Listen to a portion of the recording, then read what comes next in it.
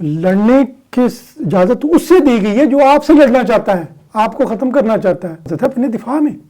بھیا آپ نے دفاع نہیں اپنا کرنا، دفاع میں اجازت دی گئی. اس میں بھی کچھ پابندیاں آئے گی، بھائی ان حدود کو کراس نہیں کرنا. کوئی اگر مر گیا لاش ہے کسی کی، اسے مسئلہ نہیں کرنا. کوئی بچہ ہے تو اسے نہیں کچھ کہنا، عورت ہے اسے نہیں کہنا. بسم اللہ الرحمن الرحیم. پروفیسر صاحب السلام علیکم ورحمۃ اللہ. وعلیکم السلام ورحمۃ اللہ وبرکاتہ. آج کل ہم دیکھ رہے ہیں کہ بحیثیت احمدی ہماری نظر خلافت کی طرف ہوتی ہے، وہیں سے ہم رہنمائی لیتے ہیں، وہیں سے ہم ہر چیز کی لیڈ لیتے ہیں. حضور ایدہ اللہ تعالیٰ بنصرہ العزیز ایک عرصے سے حضور صلی اللہ علیہ وآلہ وسلم کے جو مہمات ہیں، جو غزوات ہیں، جو سرایہ ہیں، ان کی تاریخ بیان کر رہے ہیں، ان کا ذکر کر رہے ہیں. اور دوسری طرف دنیا میں بھی ایک عرصے سے، کئی سالوں سے جنگ باقاعدہ ہو بھی رہی ہے بعض علاقوں میں، اور بڑی جنگ کا خطرہ بھی منڈلا رہا ہے. تو ایک حکمت جو ہمیں نظر آتی ہے وہ یہ کہ حضور صلی اللہ علیہ وآلہ وسلم کا جو اسوہ ہے جنگوں کے لحاظ سے، اس کو دنیا کے سامنے پیش فرما رہے ہیں کہ دیکھیں کس طرح حضور صلی اللہ علیہ وآلہ وسلم نے ان مشکل حالات میں طرز عمل اپنایا. پر سب اس طرف ہم آئیں گے، لیکن سوال سب سے پہلے جو میرے ذہن میں آتا ہے، میں پوچھنا چاہتا ہوں، وہ یہ ہے کہ اسلام جس کا مطلب ہی امن ہے، جسے کہا بھی امن کا مذہب قرار دیا جاتا ہے، تو یہ جو مذہب ہے اس کا جنگ سے کیا تعلق ہے؟ کہاں وہ سلسلہ شروع ہوا جب جنگ اس مذہب میں داخل ہوئی ایک لحاظ سے اگر ہم سوچیں تو؟ بسم اللہ الرحمن الرحیم. دیکھیں جیسے آپ نے فرمایا ہے کہ اسلام جو ہے وہ نام ہی امن ہے، امن کا مذہب ہے، اور یہ ہر انسان کو وہ رائٹ دیتا ہے کہ وہ ہر انسان جو عبادت کرتا ہے اور اس کے مذہبی رائٹس ہیں، اس کے مذہبی رائٹ کا احترام کرتا ہے اور اس کی مذہبی آزادی کا قائل ہے. اسلام وہ مذہب ہے جس نے سیاسیات میں، پالیٹکس میں اخلاقیات کے اصول متعارف کرائے ہیں کہ اسٹیٹ کی جو انتظام میں اخلاقی اصول کار فرما ہے. یہ پہلا وہ مذہب ہے دنیا میں، اس سے پہلے کوئی اخلاقی اصول قائل. کیونکہ دیکھتے ہیں آپ جیسے حضرت عیسیٰ علیہ السلام نے فرمایا کہ کوئی ایک گال پہ تمانچہ مارتا ہے دوسری بھی آگے کر دے. تو جو یہاں مغربی گھومتے تھی جب یہ مسائی ہوئی ہیں، انہوں نے دیکھا کہ اس طرح تو گزارا نہیں ہونا. تو وہ پھر میکا والی سامنے آیا، اس نے باتیں سکھائیں کہ اس نے کہا کہ یہ اخلاقی پرنس جو ہے اس کو صرف نیکی کی باتیں نہیں سیکھنی چاہیے، کچھ اور بھی سیکھنا چاہیے، کیونکہ اسٹیٹ اس طرح چل نہیں سکتی. تو پھر چونکہ وہ مکمل مذہب نہیں تھا، اسلام ایک مکمل مذہب ہے، اور وہ جب دیکھتے ہیں کہ اس میں رائٹ ہیں، ہر بندے کا رائٹ ہے، اور رائٹ جو ہمیں دیے گئے ہیں وہ ایک بلند بالا ہستی کی طرف سے ملے ہیں. دیکھیں نا اب آج کل دنیا میں کیوں فساد ہے؟ کیونکہ اسٹیٹس یہ سمجھتی ہیں کہ اوپر کوئی ہستی نہیں ہے جس نے ہمیں رول دینے ہیں، لہذا اگر بچاؤ کا کرنا ہے سامان تو ہم نے خود ہی کرنا ہے اپنا. وہاں ایک پاور کی ریس چل پڑی ہے. جیسے کوئی ڈارون کے جو اصول تھے کہ جی اسٹرگل فار یعنی سروائیول اور فٹنس کے اصول جو وہ پالیٹکس میں آ گئے ہیں. بھیا اسٹیٹ نے ہم نے جو کرنا ہے وہ ہم نے ہی کرنا ہے، اور اس ویکیوم میں جتنی حفاظت آپ کر لیں جتنی طاقت آپ حاصل کر سکیں اور جتنی مینج کر سکیں وہ کر لیں، کیونکہ آپ کے اوپر کوئی نہیں جو آپ کی حفاظت کر سکے. یعنی آپ کے مطابق جو جتنا طاقتور ہے اتنی ہی اس کی اسٹیٹ اسٹرانگ ہے، اس کی اسٹرانگ ہے، اس کی حفاظت، اس کی بنیاد طاقت پہ، اخلاقیات پہ نہیں. لہٰذا طاقت آپ حاصل کریں، اور جو طاقت کا جو ریاست کے لیے کوئی اخلاقی اصول نہیں ہے. ریاست ہر چیز جو ہے اس کی سروائیول کے لیے ہر چیز جائز ہے ریاست کی. ویسے مجھے یہ بتایا آپ نے، بہت ہی خوبصورت یہ الفاظ استعمال کیے کہ اسلام یہ کہتا ہے کہ ہر ایک کے رائٹ ہیں. آپ ایک فریق سے جنگ لڑ رہے ہیں تو جو آپ کا دشمن ہے اسلام اس کے بھی کوئی حقوق، کوئی رائٹس بیان کرتا ہے. دنیا تو کہتی ہے کہ all is fair in love and war. نہیں، اسلام دیکھیں قرآن پاک میں جیسے آپ اُذِنَ لِلَّذِينَ يُقَاتِلُونَ بِأَنَّهُمْ ظُلِمُوا، اگر آپ کے ساتھ کسی لڑائی اس لیے کہ آپ نے ظلم کو روکنے کے خلاف آواز اٹھائی ہے. بھائی آپ نے جب کسی کے میں خدا کی عبادت کرنا چاہتا ہوں تو آپ کہیں نہیں، آپ نہیں کر سکتے، تو ظلم کریں دوسرے پہ. اور کیا کہ آپ جب دیکھتے ہیں اسلامی جو ریاست ابھری ہے تو اس میں کیا کیا ظلم نہیں کیے گئے. بلکہ مجھے یاد آ رہا ہے اسلامی ریاست کے اوپر مطلب جب یہ تبلیغ کا آغاز ہوا ہے جی تو کیا کیا ظلم نہیں ہوئے, کیا کیا. بلکہ مجھے ایک ڈاکٹر حمید اللہ کی بات یاد آ رہی ہے, بہت مشہور اسلامی اسکالر تھے, حیدرآباد کے تھے. وہ کہتے ہیں حضرت صلی اللہ علیہ وسلم کا بنیادی مقصد کوئی اسلامی اسٹیٹ بنانا نہیں تھا, حالات ایسے پیدا ہو گئے کہ اسٹیٹ جو ہے بنانی پڑ. کیوں؟ حضرت مسیح موعود علیہ السلام نے بھی لکھا ہے کہ بھئی اس وقت جو بندہ تھا, پھر حضور پاک صلی اللہ علیہ وسلم کو اس لیے ایک بادشاہ بنایا گیا کہ بھئی اس وقت جو اللہ کا نام لیتا تھا یا تو اسے مار دیا جاتا تھا یا اسے نکال دیا جاتا تھا, اس کا مال ضبط کر لیا جاتا تھا, کیا کیا ظلم اس پہ زبانی رکھے جاتے تھے. تو اس کے لیے پھر وہ حضور پاک صلی اللہ علیہ وسلم کی ایک حیثیت نبی تھی, ایک حیثیت بادشاہ کی تھی کہ تاکہ یہ ظلم اور جبر ختم ہو جائے, اسٹیٹ جو ہے وہ پروٹیکٹ کر سکے اپنے کسی کے رائٹ جو ہیں, بنیادی جو رائٹ ہیں بھائی انسان کے رائٹ. دیکھیں اللہ تعالیٰ نے بندے کو اپنے لیے پیدا کیا, عبادت کے لیے پیدا کیا, اب آپ اس کو رائٹ ہی نہیں دے رہے خدا کی عبادت کر سکے, بندہ خدا کا نام لے سکے. میں کوشچن ریپیٹ کرتا ہوں, ہم اور طرف چلے گئے, آپ سے گزارش کرتا ہوں پھر دوبارہ. ایک شخص جو آپ کو قتل کرنا چاہتا ہے, پرانے زمانے میں بھی ایسا ہی تھا, آج بھی ایسی جنگ ایسی ہی ہے نا کہ وہ ختم کرنا چاہتے ہیں, اور آپ اس کے مخالف لڑ رہے ہیں, اپنا دفاع کر رہے ہیں, وہ آپ کے قتل کے درپے ہے. تو کیا اسلام ایسی قوم کے بھی رائٹس بیان کرتا ہے جن سے آپ جنگ کر رہے ہیں؟ جی کہ بھئی اگر آپ نے جنگ کرنی ہے تو یہ اصول ہیں, یہ نہیں کرنا, یہ نہیں کرنا, یہ نہیں کرنا, یہ نہیں کرنا, اور اگر یہ کریں تو پھر چھوڑ دینا. یہ سوال ہے. دیکھیں میں آپ کو بتاتا ہوں کہ جب کوئی بندہ آپ پہ ظلم پہلے یہ ہے کہ کوئی بندہ اگر آپ پہ ظلم نہیں کرتا تو آپ کو لڑنے کی اجازت نہیں ہے اس سے, ٹھیک ہے نا, قرآن پاک میں سیدھی سیدھی بات آ گئی ہے. اچھا, یعنی کہ اگر وہ آپ کا ہم مذہب نہیں ہے اس سے بھی لڑنے کی اجازت نہیں ہے؟ بھائی نہیں اجازت, کیوں لڑنے کی اجازت دی؟ یعنی کہ اگر کوئی بھائی تبلیغ میں تو قرآن میں لا اکراہ فی الدین ہے. اچھا, تو دین کے معاملے میں تو جبر نہیں کرنا ہم نے, ٹھیک ہے. اگر ہم پہ وہ ظلم نہیں کر رہا, ہمارے رائٹ نہیں کر رہا, ہماری جو رائٹ ہیں, جو ہماری قوم ہے, ریاست ہے, جو ہمارے اس پہ نہیں کر رہا, ہمیں ظلم نہیں کر رہا, اس پہ تو شرط ہے وَزَيْنَ الَّذِينَ بِأَنَّهُمْ ظُلِمُوا يُقَاتَلُونَ بِأَنَّهُمْ ظُلِمُوا. کوئی ظلم آپ پہ کرتا ہے تو پھر اگر ظلم نہیں کرتا تو پھر آپ کو لڑنے کی کیا ضرورت ہے؟ اس نے اگر آپ کی کوئی غصب نہیں کر لیا حقوق. تو کیا بالفاظ دیگر ہم یہ کہہ سکتے ہیں کہ جنگ اسلام اس وقت جائز قرار دیتا ہے کہ اگر جنگ نہ کی جائے تو اس وقت اسلام کو یا آپ کے وجود کو خطرہ درپیش ہوگا, اگر آپ اسے جنگ نہیں کریں گے اپنے دفاع کے لیے تو وہ آپ کو ختم کر دے گا. اور دیکھیں نا حضور پاک صلی اللہ علیہ وسلم نے فرمایا ایک موقع پہ جب حضرت اسامہ نے بندے کو قتل کر دیا, لا الہ الا اللہ محمد رسول, کلمہ پڑھا اس نے. بالکل بیسیکلی ہم تو نہیں دل یہ بیسیکلی اس کا اعلان تھا کہ بھی میں اب نو مور, میں جنگ نہیں کر رہا آپ سے. یہ اعلان تھا اس کا کلمے سے کہ میں آپ کی پارٹی میں شامل میں پارٹی میں شامل نہیں, میں اس سے پارٹی میں شامل تو ہو گیا, لیکن سب سے بڑا اعلان یہ تھا کہ میری اب آپ سے جنگ نہیں ہے. لیکن پھر حضور پاک صلی اللہ علیہ وسلم جب اس نے یہ اعلان کر دیا کہ میں جنگ نہیں کر رہا آپ سے, تو پھر آپ نے کیوں کیا یہ بات؟ وہ تو دلوں کا حال تو اللہ جانتا نا. حضور نے فرمایا نا, حضور صلی اللہ علیہ وسلم نے اس کا دل چیر کے دیکھا, ٹھیک ہے, وہ انہوں نے نہیں, وہ تو ڈر کے بیسیکلی اس کا اعلان تھا کہ جی میری اب آپ سے جنگ نہیں ہے. اس نے اپنا اعلان کر دیا تھا, بالکل جنگ ختم کر دی تھی اپنی. اور یہ اسامہ بن زید تھے جو حضور کے منہ بولے بیٹے کے بیٹے تھے اور بہت پیارے تھے حضور کو. اس نے فرمایا کہ آپ نے کیوں نہیں, کہ اب کیا کرو گے تم. تو بیسیکلی اس کا یہ اعلان تھا کہ بھئی میں آپ سے جنگ نہیں کر رہا, میری آپ سے جنگ نہیں. اگر وہ صلح پہ آ جائے تو آپ صلح کر لیں. پھر ان کے رائٹس ہیں, آپ نے ان کے مطلب کسی ایون کسی بچے کو نہیں مارنا, بوڑھے کو نہیں مارنا. عورتوں پہ آپ جانتے ہیں غزوہ احد میں حضرت ابو دجانہ رضی اللہ تعالیٰ عنہ کس طرح تلوار لے کے جا رہے تھے, اور ہندا پہ وہ پہنچ گئے تھے, سر پہ رکھ لی تلوار, لیکن انہوں نے کہا حضور پاک صلی اللہ علیہ وسلم کی تلوار ہے, عورت پہ نہیں اٹھنی, اٹھا لی انہوں نے, عورت کو کچھ نہیں کہا. اور یہاں آج کل کیا ہو رہا ہے, وہ کہتے ہیں جی ہم نے ایک ٹارگٹ ڈھونڈا ہوا تھا, سول بندوں میں بیٹھا ہوا تھا, اور لہٰذا ہم نے وہ سارے سول بندے, عورتیں, بچے زیادہ تر, اور مار دیا انہوں نے. اور کوشش کرتے ہیں یہ کہ کوئی بہانہ ان کا یہ ہوتا ہے کہ اس میں ایک بندہ بیٹھا تھا دہشت گرد, ہم نے بمباری کی ہے, اس میں ایک آدمی بیٹھا ہوا تھا, اگر کوئی 12 30 20 25 اور سول بھی مر جائیں بچے میں تو کوئی حرج نہیں ہے, کیونکہ ایک ان میں ٹیررسٹ بیٹھا ہوا.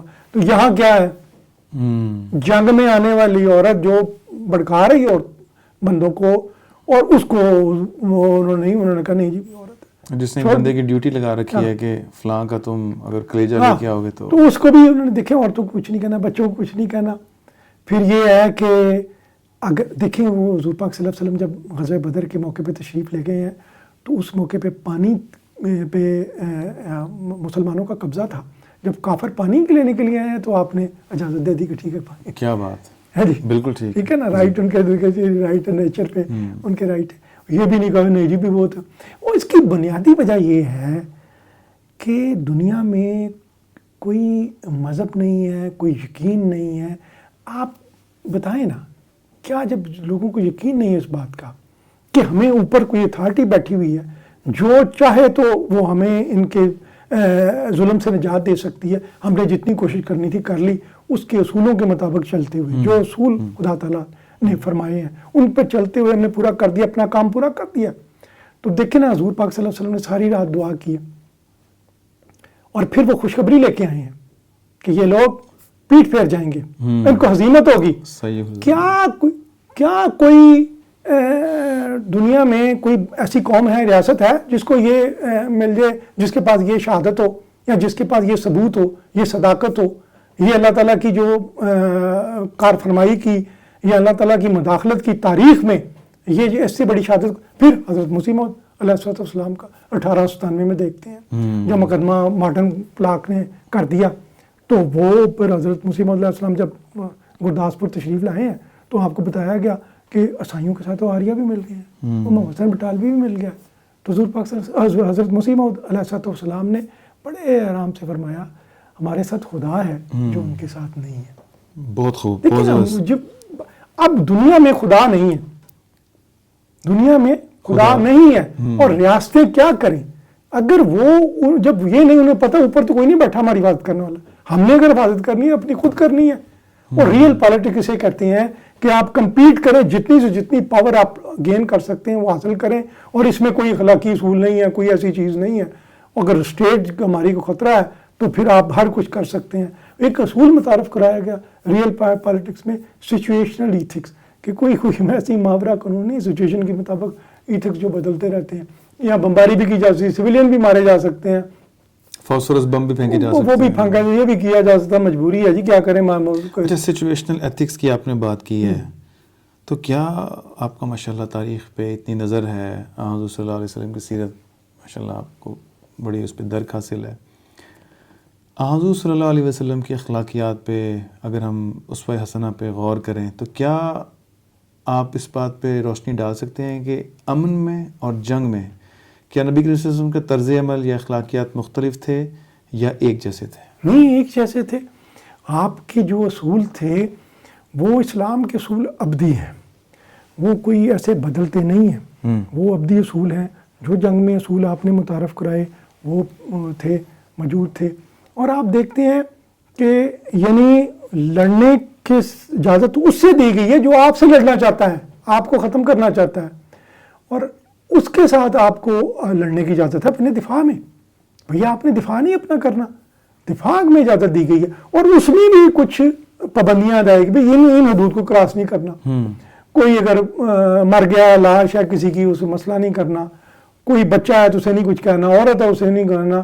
ان کے مالوں پہ بھی یعنی مجھے پتا جنگ میں ایک موقع پہ جا رہے تھے صحابہ کرام, بھوکے پیاسے, بہت برا حال, تو انہوں نے کسی کے غلے سے 2-4 بڑے پکڑ کے ذبح کر کے کھانا بنا لیا. حضور پاک صلی اللہ علیہ وسلم کو پتہ چلا, حالانکہ وہ انہیں ایک قسم کی ان کی حالت ایسی تھی, اضطراب کی حالت تھی. تو وہ کیا کہتے ہیں, تو وہ حضور پاک صلی اللہ علیہ وسلم نے وہ دیگیں الٹ دی, انہوں نے کہا یہ حرام ہے, تو اس کی بھی اجازت نہیں ہے. تو وہ کچھ انہوں نے اصول متعارف کرائے ہیں. کچھ پھر کوئی سفیر آیا, اس نے بدتمیزی بازوں نے کیا, نہیں یہ سفیر ہے کسی کا, کچھ نہیں کہنا. اور اس موقع پہ یعنی وہ جو اصول آپ نے, پھر آپ دیکھیں صلح حدیبیہ کے موقع پہ, آپ اس سے اندازہ کریں کہ کتنی تمنا تھی آپ کو صلح کے لیے, مطلب کہ صلح ہو, امن کی آپ کی اتنی آپ پسند کرتے تھے. صلح حدیبیہ کو دیکھا جائے اس کی شرائط اتنی سخت تھی کہ بعض صحابہ جو ہے وہ بڑے اداس ہو گئے, بڑے غمگین ہو گئے کہ یہ بہت سخت ہمیں نہیں کرنی چاہیے تھی. کچھ مطلب ان کے سمجھتے تھے وقتی طور پہ پریشان وقتی طور پہ پریشان ہو گئے.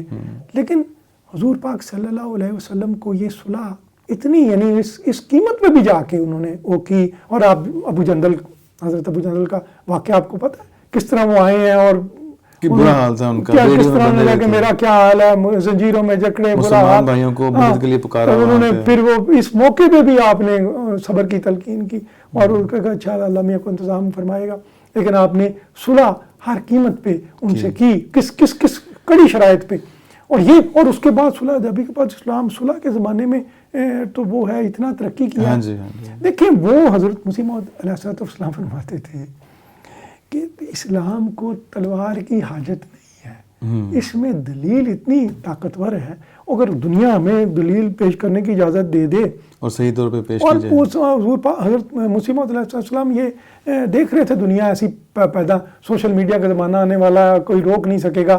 تو آپ نے کہا کہ یہ دیکھیں یہ جو دین کے معاملے میں اس کو آزادی ہے آپ کریں, جس کو صرف اتنا ہم رائٹ مانگتے ہیں بھئی ہمیں کم از کم یہ جو پریکٹس ہے عبادت ہے خدا کی, جس نے پیدا کیا اس کی عبادت تو کرنے دو ہمیں. یعنی کہ دنیا میں اتنا امن قائم ہو جائے کہ ہر کسی کو اپنے مذہب یا اپنے طریقے سے اللہ تعالیٰ کی عبادت کرنے کی اجازت ہو. اچھا دوبارہ آتے ہیں ہم جنگوں پہ بات کریں پروفیسر صاحب. اب پھر جس طرح آپ نے ذکر فرمایا کہ ایک تو یہ کہ جنگ اس صورت میں کی گئی جب کہ مسلمانوں پہ ظلم ہو رہا تھا, مسلمانوں نے جنگ کی نہیں, خود سے جنگ کی نہیں, مسلط کی گئی ان پہ. دوسری بات یہ ہے کہ جیسے کہ ہم آج کل دیکھ رہے ہیں کہ جو ترقی یافتہ قومیں ہیں ان قوموں کے اندر تو انصاف پایا جاتا ہے, لیکن جب وہ کسی قوم سے جنگ کرتے ہیں تو پھر انصاف کا کوئی تعلق نہیں. عراق کی جو جنگ ہوئی اس میں انہوں نے لاکھوں افراد کو قتل کر دیا, ان کو جان سے ہاتھ دھو بیٹھے, اور کوئی ان جنگ کرنے والوں کے خلاف کوئی کارروائی نہیں ہوئی, انہوں نے معذرت کی اور وہ بچ گئے. اچھا اسی طرح ہم دیکھتے ہیں کہ جب ان قوموں کے آپس کی اندرونی بات آتی ہے, اندرونی انصاف کا قیام ہے یا امانتوں کے حقوق, امانتیں ہیں اور حقوق کی انجام دہی ہے, بچوں کی زندگی ہے, ان تک جو بنیادی انسانی حقوق ہیں ان کی فراہمی ہے, وہ انٹرنلی قوموں کے اندر تو وہ اس کا بڑا خیال رکھتے ہیں, بڑا پاس کرتے ہیں. لیکن جب وہ کسی قوم سے حالت جنگ میں ہوتے ہیں تو وہ کسی چیز کا پاس نہیں کیا جاتا. لیکن نبی کریم صلی اللہ علیہ وسلم کی زندگی میں ایسا نہیں تھا. اس کی کچھ مثالیں بیان کرتے ہیں. دیکھیے حضرت صلی اللہ علیہ وسلم کی ساری, اب میں یہ بتاتا ہوں نا, اس دفعہ دنیا میں جو ورلڈ آرڈر ہے وہ یہ ہے کہ جب سوشلزم تھا جی اس وقت یہ تھا کہ اگر کوئی سوشلسٹ بلاک میں, رشیا کے بلاک میں کوئی غریب ملک بھی شامل ہے, کمزور مظلوم قوم بھی, تو ویٹو کر کے وہ اس کا رائٹ کی حفاظت کر لیتا تھا. اور اگر دوسرے جو یہ کیپٹل ملک ہیں, امپیریل ملک ہیں, کیپٹل ان کے بلاک میں, امریکہ کے بلاک میں کوئی کمزور ملک بھی شامل ہے تو وہ بھی اس کی. لیکن اب کیا ہوا ہے, اب آپس میں تو وہ ایک بیس پہ کچھ نہ کچھ کر سکتے ہیں, لیکن غریب کی حفاظت کرنے والا, مظلوم کی حفاظت کرنے والا دنیا میں کوئی نہیں رہا. آپ جانتے ہیں نا کہ صلح حدیبیہ کے موقع پہ ایک معاہدہ ہوا تھا کہ جو مکہ کے دو قبائل تھے, ایک نے کافروں کے ساتھ الائنس بنایا, ایک نے مسلمانوں کے ساتھ الائنس بنایا. ٹھیک ہے نا, بالکل. اور اب دیکھیں کہ ایک قبیلے نے جو کافروں کا ساتھی تھا اس نے حملہ کر دیا اس قبیلے پہ, مسلمانوں کے حلیف پہ. اب جب حضور پاک صلی اللہ علیہ وسلم پر یہ خبر پہنچی, تک یہ خبر, تو آپ نے ان کو میسج بھیجا کہ بھئی اس کا خون بہا ادا کریں, بدلہ چکائیں, ظلم کیا ان پہ. انہوں نے کہا نہیں جی ہم تو جانتے کوئی نہیں ہے وہ. تو حضور پاک صلی اللہ علیہ وسلم اس کمزور قوم کی مدد کے لیے آئے یا نہیں آئے؟ بالکل کھڑے ہو گئے جناب, بالکل صحیح, بالکل. آپ نے کہا کہ نہیں. تو یہ بات ہے نا, تو وہ جس قوم کے ساتھ ان کی ایون جب فتح مکہ ہو بھی گئی ہے تو کئی کافر جب غزوہ حنین کے لیے حضور پاک صلی اللہ علیہ وسلم تشریف لے گئے ہیں تو کئی کافر جو تھے وہ اپنے دین پر قائم رہتے ہوئے ساتھ گئے ہیں, کو اجازت تھی, بالکل ٹھیک گئے ہیں نا. تو اس میں رائٹ ہے, اور کمزور قوم نے معاہدہ کیا تھا آپ کے ساتھ, آپ اس کے لیے کھڑے ہو گئے ہیں. بالکل صحیح بات. ٹھیک ہے نا, اس کے کسی پہ ظلم میں ہم یہ نہیں کہ آپ بڑے طاقتور ہیں تو لہٰذا ہم کمزور معاملے ہیں تو چپ کر کے بیٹھ جائیں گے, نہیں. یہاں ہوتی ویٹو ہو جاتا ہے جی. بالکل. ہم کسی کو قوم کے لیے نہیں پہنچے. انہوں نے ہر چیز اپنے ان کی باقاعدہ ان کا ٹھیک ہے چلے ان کی دفاع کے لیے بالکل پہنچے وہ. اور جس طرح ہم تھوڑی دیر پہلے ذکر بھی کر رہے تھے، آپ فرما رہے تھے کہ حضور صلی اللہ علیہ وسلم ایک جنگ کے موقع پہ ایک گڈریا آیا، یہ غزوہ خیبر کی بات ہے، اور وہ بھیڑ بکریاں لے کے چراتا ہوا آیا، اور گفتگو ہوئی، اس نے اسلام قبول کر لیا، اور پھر اس نے پوچھا کہ ان بھیڑ بکریوں کا کیا کروں، تو نبی کریم صلی اللہ علیہ وسلم نے فرمایا کہ ان کو قلعے کی طرف رخ کر کے اشارہ کر دو، قلعے کی طرف بھیج دو، چلے جائیں گی، رکھا نہیں ہے کہ بھئی ہمارے پاس ناجائز مال نہیں پہلے بیٹھے ہوئے تھے، بالکل، جہاں یہ آج کل ہو جاتا۔ اچھا یہ تو ہو گیا یہ والی بات۔ ایک جو بہت بڑی وائلیشن ہوتی ہے وہ ہوتی ہے کہ جب جنگ ہو جاتی ہے اور جو مفتوح قوم ہوتی ہے، ہم نے دیکھا جنگ عظیم اول کے بعد بھی جو حال انہوں نے کیا سلطنت عثمانیہ کا، اب آج تک وہ فلسطین کا مسئلہ اور وہ جو مینڈیٹ تھا برطانیہ کا، اس نے جو بھی فیصلہ کیا، یہ الگ بحث ہے، ہم اس پہ ذکر کر چکے ہیں۔ لیکن اس کے بعد پھر یہ جو عراق کی جنگ ہوئی اور افغانستان کی جنگ ہوئی، پھر گوانتانامو بے، قیدیوں کے ساتھ بہت برا سلوک کیا جاتا ہے۔ جنگی قیدی تو کہتے ہیں کہ جی بہت ہی برا سلوک کیا جاتا ہے اس کے ساتھ، کیسے بیڑیاں باندھ کے اور القاعدہ کے نام لے کے، بہت سے بعد میں بے قصور بھی نکلے، جو بعد میں بہت سارے معاملات ہیں۔ تو نبی کریم صلی اللہ علیہ وسلم کا قیدیوں کے ساتھ کیا سلوک ہوا کرتا تھا جنگ کے بعد؟ دیکھیے وہ تو ولیم میور نے تسلیم کیا ہے بدر کے قیدیوں کے ساتھ جو سلوک کیا کہ بہت اچھا سلوک کیا گیا ہے۔ وہ قیدیوں کی اپنی روایات تھیں کہ ہمیں کھانا روٹی ہمیں دیتے تھے، پھل پہ خود گزارا کرتے تھے، کھجور کھایا، اور پھر یہ ہے کہ سواری پہ ہمیں سوار کیا، خود پیدل چلتے تھے۔ جو حقوق قیدیوں کے دیے ہیں آپ نے، جو ان کو سہولتیں دی ہیں، پھر آپ نے یہ فرمایا کہ بھئی کوئی اچھا، پھر یہ ہے کہ قرآن میں بھی، قرآن پاک میں بھی ہے کہ یا تو ان کو احسان کر کے چھوڑ دو یا فدیہ لے کے، بالکل، یعنی کہ قیدیوں کو چھوڑنے کا زیادہ حکم، چھوڑنے کا ذکر ہے بھی، ان کو احسان کے طور پہ بھی چھوڑا جا سکتا ہے۔ اور پھر جو سلوک کی جو مثال تاریخ اسلام میں ملتی ہے قیدیوں کے ساتھ، جس کے ساتھ وہ اتنے متاثر ہوئے ہیں، ادھر تو اتنا، یعنی وہ جو ہوا ہے عراق میں جو قیدیوں کے ساتھ ہوا ہے ان کے ساتھ، یا بوسنیا کے معاملے میں جو کچھ ہوا ہے، وہ تو اس قدر ظلم تھا کہ جب وہ ایکسپوز کیا گیا تو وہ بعض صحافیوں کو اپنی نوکری سے ہاتھ دھونے پڑے، بالکل کہ بھئی یہ بھی انہوں نے ایکسپوز کیا۔ اور بچے، چھوٹے بچے جن کے یہاں تک عراق کی جیلوں میں وہ پڑھ رہا تھا کہ یہاں بچوں کے ساتھ یعنی ریپ کیا گیا بچوں سے، یعنی اس قدر یہ ہماری یعنی جو تہذیب ہے، یہ جو ویسٹرن سویلائزیشن ہے، ایک اس کا آؤٹر ہے فیز جو ہے نا، اور ایک اس کا انر ہے، اور بڑا ظالم ہے، پر ہے ٹھیک ہے، لیکن ایک اندر بھی ہے وہ بہت۔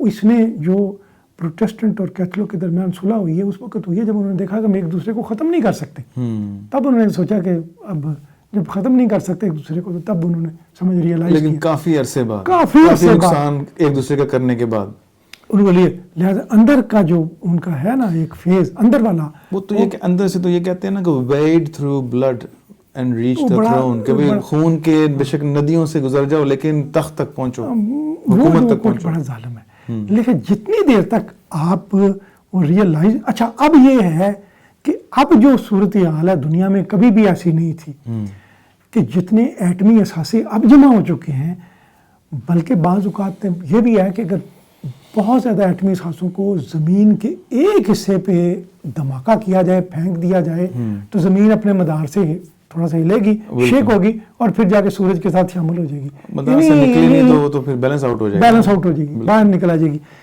اب جتنی ضرورت ہے امن کی، کیونکہ پوری نسل انسانی کا مستقبل جو ہے وہ ایک سٹیک پہ ہے، تو اس وقت جتنی ضرورت ہے کہ مجھے یاد آ رہا ہے کہ حضرت مسیح موعود علیہ السلام فرماتے تھے خطبہ اعلامیہ میں کہ مسیح کی روح جب آستانہ الوہیت پہ پگھلے گی اور اس کے اندر سے وہ آوازیں اٹھیں گی، دردناک آوازیں اٹھیں گی، تو یہ جو بڑی طاقتیں ہیں اس طرح پگھل جائیں گی جیسے برف دھوپ میں پگھلتی ہے۔ اللہ اکبر، خطبہ اعلامیہ میں آپ نے فرمایا یہ بڑی طاقتیں جو ہیں اس طرح پگھلیں گی جیسے دھوپ میں برف پگھلتی ہے، اور ان کے جو تکبر کے ٹوٹنے کے سامان پیدا کرے گا اللہ میاں، ان کی ہلاکت کے سامان پیدا کرے گا اللہ میاں۔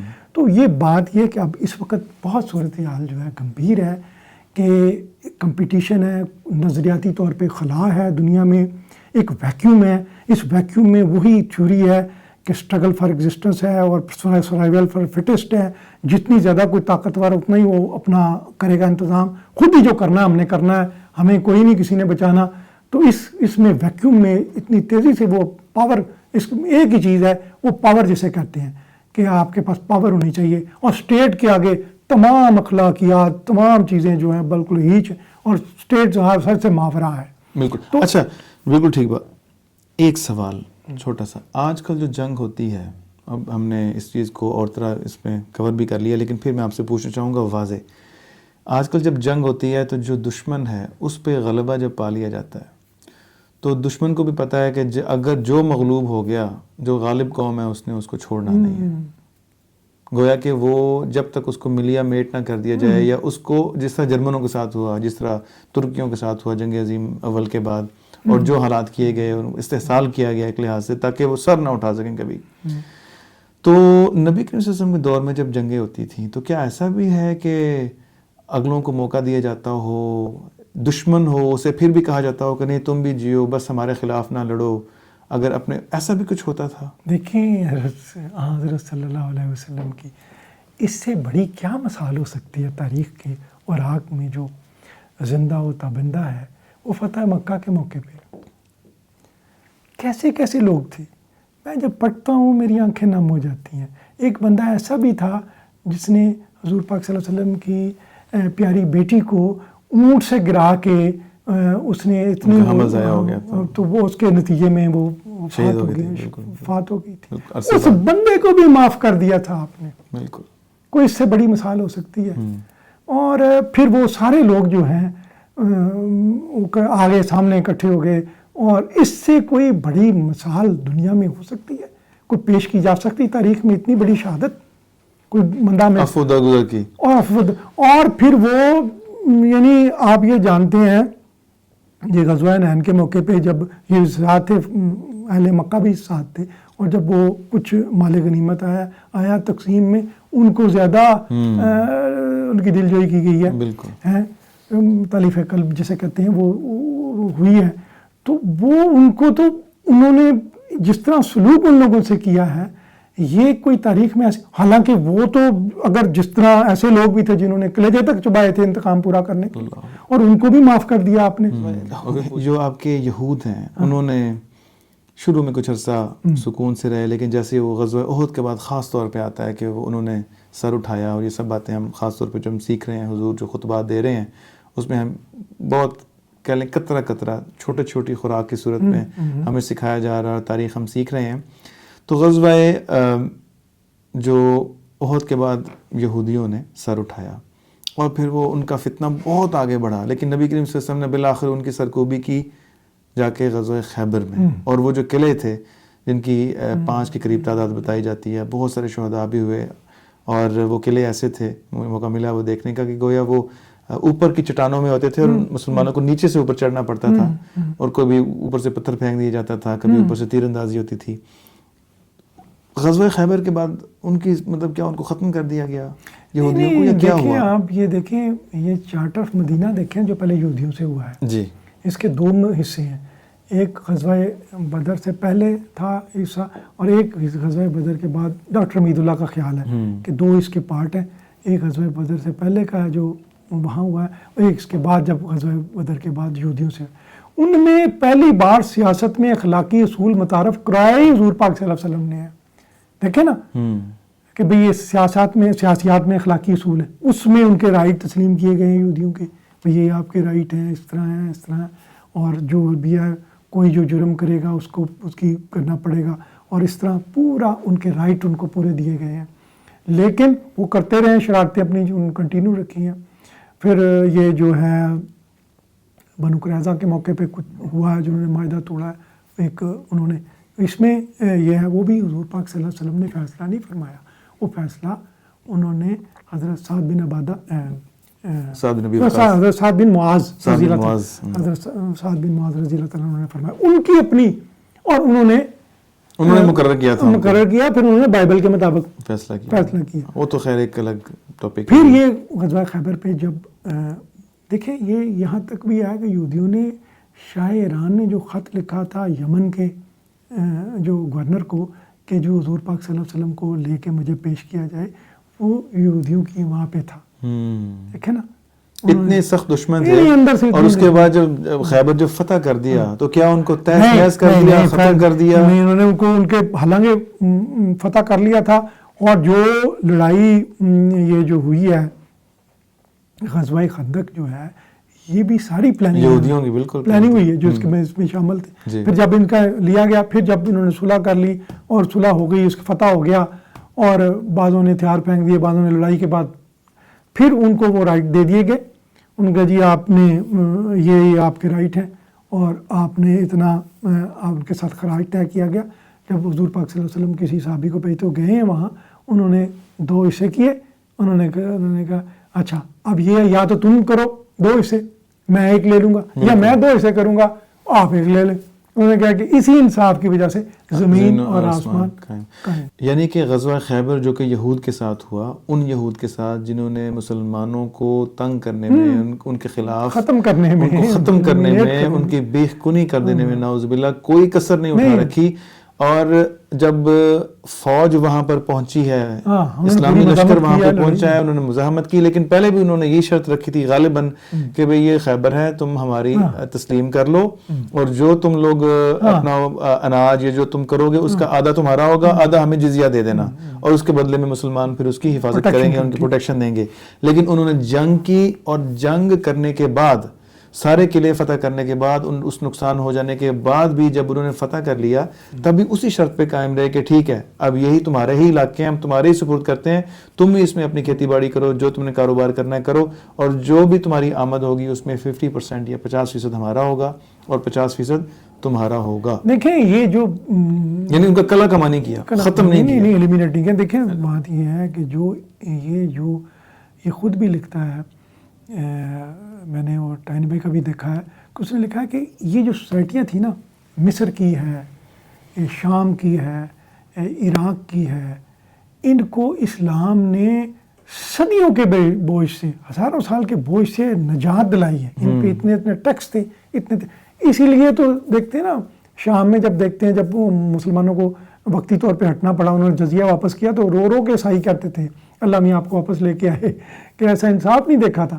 تو بیسک چیز جو اسلام کی سسٹم کی ہے وہ انصاف تھا, انصاف ہے, اور اللہ تعالیٰ کی جو قدرت ہے, وحدانیت ہے, اور اس کا جو طاقت, یعنی تمام طاقت کا سرچشمہ خدا تعالیٰ کو مانا, اور اس کے تحت جو خدا تعالیٰ کی جو فرمایا کہ انصاف قائم کرو, مساوات قائم کرو, صاحب, اس کی بنیاد کی وجہ سے انسانیت کو رہائی ملی ہے, بڑی بڑی مصیبتوں سے رہائی ملی ہے, ان کو حقوق ملے ہیں, ان کو وقت ملا ہے کہ اللہ کی عبادت کر سکیں. بالکل ٹھیک. اچھا اب ہم جنگ پہ بات کر رہے ہیں.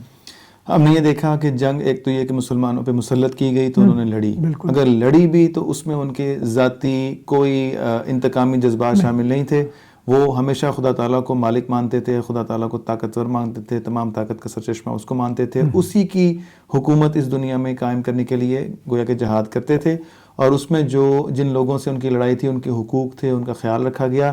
جب وہ فتنے تھے باز آ گئے, ان کو لڑائی چھوڑ دی گئی, اور اس کے بعد ان کو پورا موقع دیا گیا کہ وہ بھی امن کے ساتھ رہیں, اور مقصد یہ تھا کہ قیام امن ہو, یہ نہیں تھا کہ ایکسپینشن ہو یا مسلمانوں کی حکومت میں وہ بڑھوتری ہو.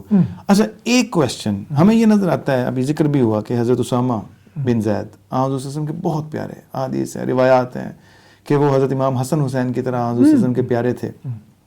ان سے ایک, اگر ہم دیکھیں آج کے دور میں, ایک وار کرائم ہوا کہ ایک بندہ جس نے کلمہ پڑھ لیا اور جس نے گویا کہ جنگ کرنے سے اپنے ہاتھ اٹھا لیے, انہوں نے اس کو بھی قتل کر دیا. یہ وار کرائم کی ایک شکل نظر آتی ہے, اور حضور صلی اللہ علیہ وسلم نے اس پہ سخت سرزنش کی, اور اس قدر سرزنش کی کہ وہ کہتے ہیں کہ کاش آج سے پہلے میں مسلمان نہ ہوا ہوتا اور میں اس کے بعد مسلمان ہوتا. آج کے دور میں جو وار کرائمز ہیں, یہ ہمیں کب ماڈرن ہسٹری میں وار کرائمز کے اوپر کسی عدالت کا متحرک ہو جانا اور اس پہ سزائیں دیے جانا, یہ کب شروع ہوا؟ ہم تو بات کریں 1400 سال پہلے کی, تو موجودہ دور میں کب شروع ہوا؟ جنگ عظیم اول کے بعد, جنگ عظیم دوم کے بعد, 300 سال پہلے, 500 سال پہلے. کوئی آپ کو مثال تاریخ میں نظر آتی ہے کہ وار کرائم پہ سزا دی گئی ہو اپنی ہی فوج کے یا فوجی کو کہ تم نے بھی وار کرائم کیا؟ دیکھیں وہ تاریخ میں اس کی اشارتیں تو ملتی ہیں. میں یہ کہوں گا کہ حضرت اسامہ رضی اللہ تعالیٰ عنہ کا آج کے دور کے معیار کے مطابق وہ جرم نہیں بنتا. یہ تو حضور پاک صلی اللہ علیہ وسلم نے فرمایا نا کہ بھئی انہیں کلمہ پڑھ لیا تھا. تو وہ آج کل تو کسی, یعنی میں دیکھا نا, یعنی وہ فلسطین میں بچہ کوئی نظر آتا ہے, کوئی 10-12 سال کا بچہ, اور وہ دیکھتا ہے کہ نہیں مجھے تو اس کے ہاتھ میں پتہ نہیں کیا تھا، پٹاخہ تھا، ہاں، وہ گولی مار دیتے ہیں، گولی مار دیتے اور اس پہ کوئی ہوتا پوچھتا کوئی پوچھنا نہیں. وہ کہتے ہیں وہ اس کے بچے مجھے تو لگا مار دے گا مجھے، تو میں نے مار دیا. اور ادھر اجازت ہے کسی بیچ پہ کھیلتے ہوئے بچوں کو مار بچوں کو دیا مار گیا، دیتے ہیں. اس کو ویسے بھی کسی یہودی کو اجازت ہے اگر دیکھے خطرہ نظر آ رہا ہے تو مار دیں اسے کہ میری طرف آ رہا تھا. جی آج کے دور کے مطابق نہیں، یہ حضور پاک صلی اللہ علیہ وسلم نے دیکھو مثال قائم کی ہے کہ دیکھیں جب آپ نے اس نے انٹینشن شو کیے ہیں کہ میں امن چاہتا ہوں، پیس چاہتا ہوں، حالانکہ لڑ رہا تھا وہ پوری، یعنی کہ اتنا معیار بلند تھا. ہاں یہ بہت معیار بلند ہے. دیکھیں دنیا میں جو ہے جب مہذب دور شروع ہوا ہے، یہ جو مطلب انقلاب فرانس آیا اس میں رائٹ کچھ تسلیم کیے گئے ہیں پہلی بار لوگوں کے انسانی رائٹ. فرینچ ریولوشن جو آیا جی، ہاں فرینچ ریولوشن کے بعد پہلے ٹھیک ہے، پہلے تو کوئی قیدی، بلکہ مجھے یاد آ رہا ہے امیر تیمور ہندوستان گیا، اس نے 1 لاکھ کے قریب قیدی پکڑے ہوئے تھے. تو جنگ ہونے لگی تو اس نے سوچا کہ انہوں نے کہیں ہنگامہ نہ کر دیں، تو سارے قیدیوں کو اس نے ختم کروا دیا. ہلاکو خان وہ تو مطلب کوئی مشہور تھا، چنگیز خان، کوئی روایت نہیں اندھی. اور یہ جو صلیبی جنگیں ہوئی ہیں، رچرڈ شیردل نے 3000 مسلمانوں کو ایمان دے کے پروٹیکشن دے کے مار دیا. یعنی یہ حال تھا قوموں کا. لیکن اس کے بعد یہ جو ابھری ہے کچھ نیا دور آیا، فرینچ ریولوشن آیا، اس میں کوئی رائٹس انہوں نے قوموں کے تسلیم کیے، جو نان کمیٹنٹ اس کو نہیں. لیکن سوال یہ ہے کہ وہ جو یہ چیزیں ہیں وہ بڑی چلاکی کے ساتھ وہ غصب کی جاتی ہیں. ٹھیک ہے مان لیے ہیں کہ بھائی یونانوں نے بھی مانے ہیں اور پہلے بھی مانے تھے، لیکن ان کا جو ہے وہ رائٹ غریبوں کو ملتا نہیں، مظلوموں کو ملتا نہیں ہے، جس کی انتہائی سخت ضرورت ہے. اور کسی یعنی اب سچائی آج کل وہی ہے، جو کوئی طاقتور میڈیا، کوئی پاورفل جرنلسٹ، کوئی پاورفل لابی جو پیش کر دے وہی سچائی ہے. سچائی وہ نہیں جو حقیقت میں ہے. جو حقیقت میں ہے، بالکل ٹھیک بات ہے. تو پروفیسر صاحب ہم مختلف مثالیں دیکھتے ہیں، یہ جو انویژنز ہوئی ہیں اس میں مختلف وار کرائمز ہوئے، ایون کہ کہا جاتا ہے کہ جو اسامہ بن لادن کا جو آپریشن ہوا تھا ایبٹ آباد میں، اس میں بعض لکھنے والوں نے یہ بھی لکھا ہے کہ فوجی کہتے ہیں کہ ہم نے اتنی گولیاں ماری اسامہ بن لادن کو تو اس کا حشر نشر کر دیا. اور بعض وہ جب وہ ہیلی کاپٹر پہ اس کی لاش کو لے کے جا رہے تھے تو کچھ حصے کوئی ہندو کش میں پھینک دیا. بہت ظلم ہوا جو کہ وار کرائم کہلاتا ہے. تو ہم آج ہم نے مختصر سے جو نشست کی ہے اس میں ہم اس کو کنکلوڈ کرتے ہیں کہ حضور صلی اللہ علیہ وآلہ وسلم نے ایک تو جنگ اس وجہ سے نہیں کی کہ وہ اسٹیٹ کو کیا کہتے ہیں اس کو ایکسپینشن اس کو بڑھانا چاہتے تھے، بلکہ جنگ اس وجہ سے کی گئی جیسے کہ اللہ تعالیٰ فرماتا ہے کہ جو خدا تعالیٰ کی وَلَوْلَا دَفْعُ اللَّهِ النَّاسَ بَعْضَهُم بِبَعْضٍ، کہ اگر اللہ تعالیٰ بعضوں کو بعض سے روک نہ دیتا تو پھر کنیسے بھی جاتے، جو صوامع ہے یہودیوں کی عبادت گاہیں وہ بھی جاتی ہیں، عیسائیوں کی عبادت گاہیں بھی وہ بھی منہدم کر دی جاتی ہیں، اور یہ ہو رہا ہے آج کل. اور مسلمانوں کی عبادت گاہیں بھی منہدم کر دی جاتی ہیں. یعنی جنگ کا مقصد کسی کو زیر نگیں کرنا یا زیر تسلط کرنا نہیں تھا. اسلامی جنگ کا مقصد اپنی رائٹ کی حفاظت تھی، اپنی رائٹ کی حفاظت، انسانیت کی حفاظت تھی، اور اس کو آزادی دینا تھی. جبکہ آج کل کی جو جنگیں ہیں وہ اس کے بالکل برعکس ہیں.